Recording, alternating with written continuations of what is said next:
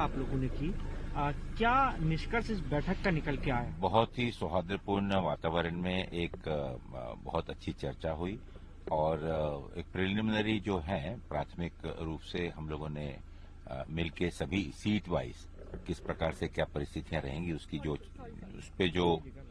उस पे जो कार्य किया गया है और आगे भी उसमें फर्दर और कुछ जानकारियां प्राप्त करने के लिए हम लोगों ने एक समय लिया हुआ है और बहुत जल्दी ही हम फिर से मिलेंगे। सर, बीएसपी को लेकर आप अभी तक की कांग्रेस की क्या देखिए, रणनीति बीएसपी का एक बहुत ही आधार जो है, देखिए इंडिया गठबंधन में क्योंकि बीएसपी आज नहीं है तो इसीलिए बीएसपी पे उनका आना तो सबसे पहले जरूरी है।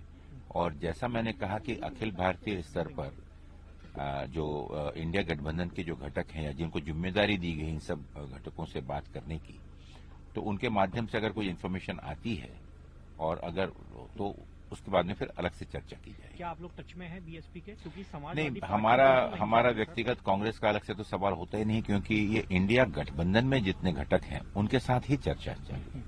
लेकिन फिर भी कितनी सीटों पर सर आप लोग उम्मीद कायम करके बैठे हैं कि हमको बाकी के पार्टी हमको एक सम्मानजनक कितनी सीटें हैं? कोई आंकड़ा अगर आप देखिए, निश्चित रूप से सम्मानजनक ही वो होगा, उसमें कोई किसी प्रकार की शंका नहीं है।